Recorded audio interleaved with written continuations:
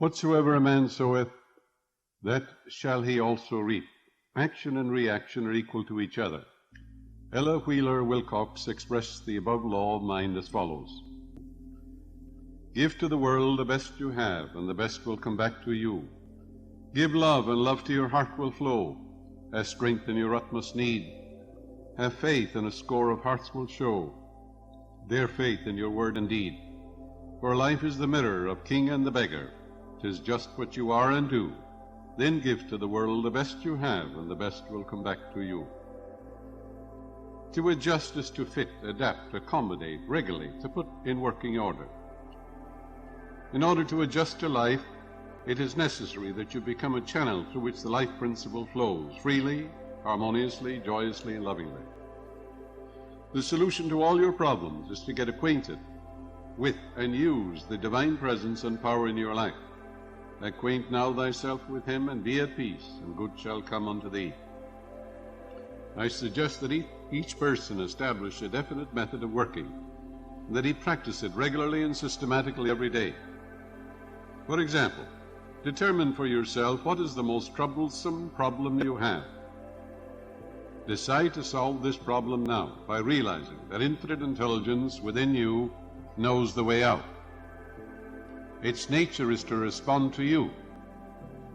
It knows only the answer, and the nature of infinite intelligence is responsiveness. That is, your answer is as certain as the rising of the moon tonight. One young man in our audience had experienced a poverty complex for many years and had received no answers to his prayers. He had prayed for prosperity, but the fear of poverty continuously weighed on his mind. Naturally, he attracted more lack and limitation. Your subconscious mind accepts the dominant of two ideas. This is a law. After talking with him, he learned to pray as follows: I know there is only one source, the life principle from which all things flow. It created the universe and all things therein contained. I am a focal point of the divine presence. My mind is open and receptive. I am a free-flowing channel for harmony, beauty, guidance, wealth, and the riches of the infinite. I know that wealth, health, prosperity, and success are released from within and appear on the without. I am now in harmony with the infinite supply, and just as I would adjust an instrument in my laboratory, I am now mentally adjusting my focused attention on the eternal source of all blessings. I wish for everyone all the blessings of life. I am open and receptive to God's riches, spiritual, mental, and material, and they flow to me in avalanches of abundance. This young man changed his attitude of mind and focused on divine riches rather than poverty, and made it a special point not to deny what he affirmed. In a month's time, his whole life was transformed.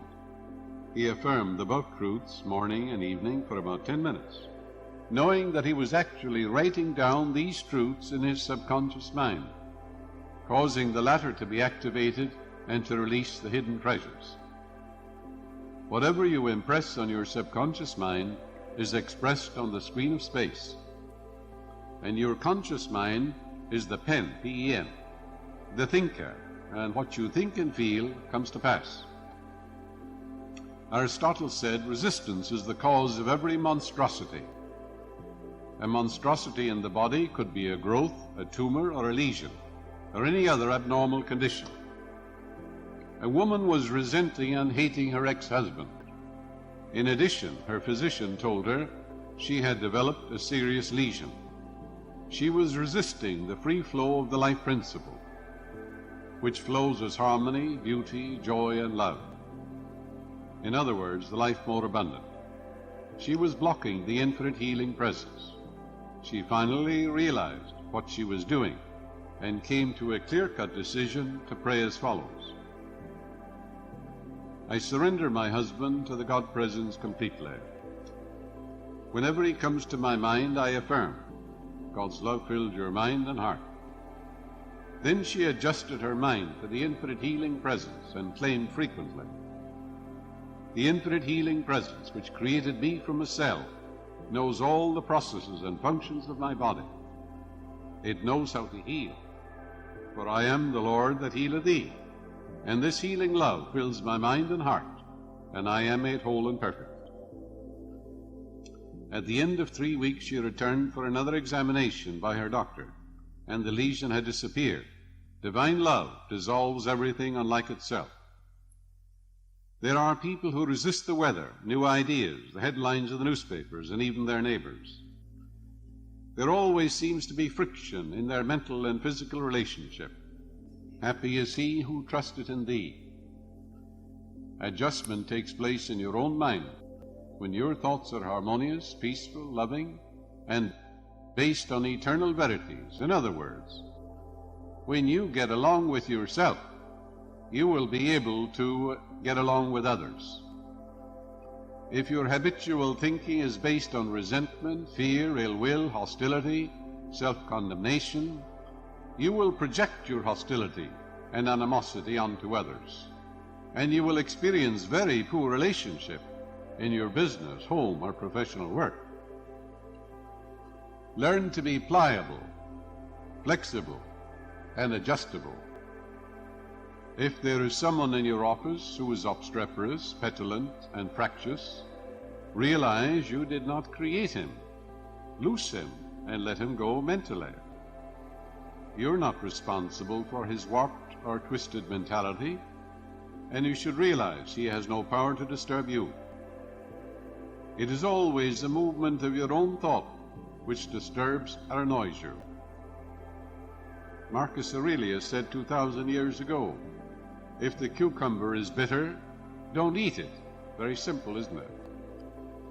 Ask yourself, what is my aim in life?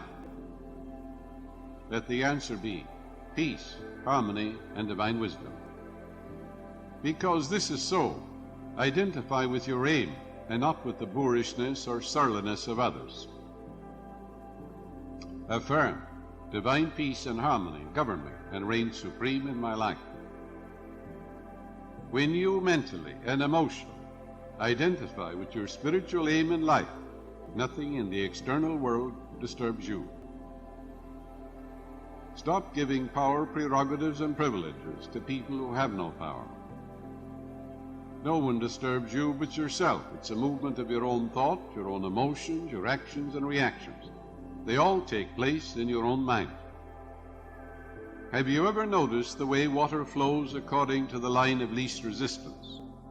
You may have watched a stream flowing down from the mountain. It never quarrels, fights, or resists the rocks, boulders, or obstacles in its way. The water goes around the boulders or flows over them, and eventually finds its way back to the ocean. All the stumps, stones, and trees disappear or wear away, since nothing can seriously impede the flow of the streams back to the ocean. You are a river of life, and your purpose is to meet challenges, difficulties, and problems, and to overcome them. Not be mentally fighting or quarreling with them, but by meeting them head-on, while realizing the joy is in overcoming. Say to yourself, the problem is here, but infinite intelligence within me is here also. It knows only the answer. This problem is divinely outmatched. I will grapple with this problem courageously, and through the wisdom and the power of the infinite, I will overcome. With this attitude, you will become victorious, and you will move onward and upward. An engineer whom I know has a wonderful technique for meeting what he calls so-called insuperable obstacles. His constant prayer is, the streams of life, power, wisdom, intelligence, joy, and peace flow through me like a golden river, revealing to me everything I need to know and giving me the strength to complete all assignments in divine order. He has made his adjustment with the life principle, and he has completed every assignment in divine order. Do not try to manipulate or change other people. Permit them to have their political or religious beliefs, their peculiarities, eccentricities, and abnormalities. Judge not, and where you have no judgment, you experience no suffering. Where there is no opinion, there is no suffering, Where there is no judgment, there is no pain. Establish the right relationship to the life principle by realizing the life principle is always seeking to express itself through you as the life more abundant. If you are angry, hateful, resentful, or are engaging in self-condemnation or self-criticism, your foot is on the hose, and the waters of life do not flow through you. These negative emotions get snarled up in your subconscious mind and have negative outlets, such as mental and physical disorders. Become an open channel for the divine presence. Realize you're a focal point of the divine life, and like an electric bulb, you are here to let your light so shine before men that they see your good works, thereby glorifying and revealing your faith in the infinite intelligence and infinite power and infinite life principle within you. A lonely person has shut out friends from his life. He is not in tune with the infinite, and usually is nursing some psychic trauma, saying to himself, I have been hurt before. I will not get friendly with people, lest I get hurt again. All this is foolishness. Every person is an epitome of the divine. And when you exalt the divinity in the midst of you and salute the divinity in others, you will automatically radiate friendship, love, and goodwill to all people, and you will never lack for friends. You must be a friend to have a friend. Do you think the others in your office should change and make the adjustment? There is no one to change but yourself. When you change, your world magically melts in the image and likeness of your contemplation. If married, you and your spouse should adjust to each other's peculiarities and idiosyncrasies, overlooking each other's shortcomings, but focusing on and exalting the qualities which endear you one to the other.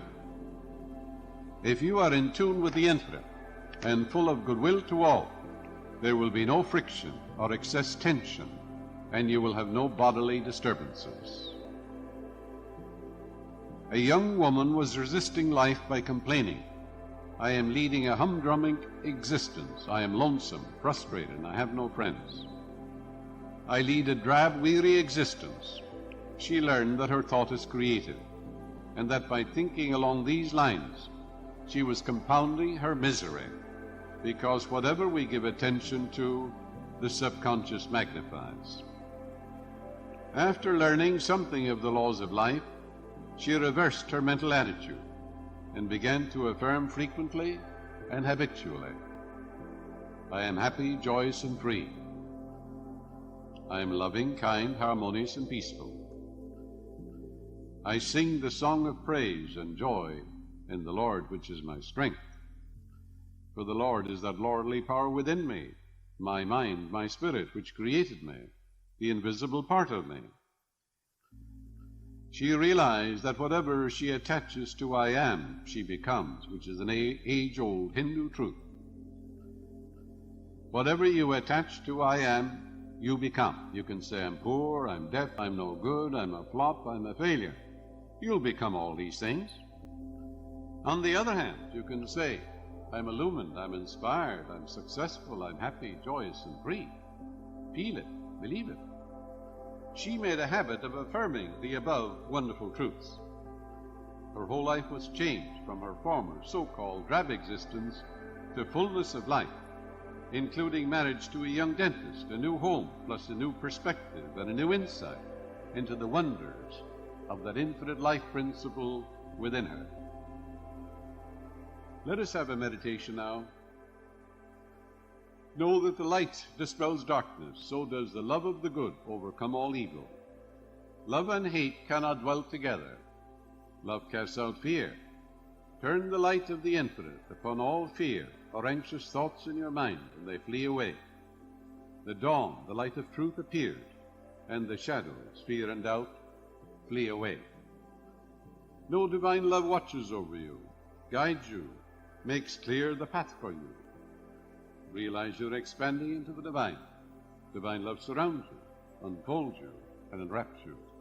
Divine love goes before you today and every day, making straight, joyous, and glorious your way. There is a miraculous healing power within you, which made you. This infinite healing presence is flowing through you now, vitalizing, energizing, cleansing, purifying your whole being, so that your whole body dances to the rhythm of the eternal God.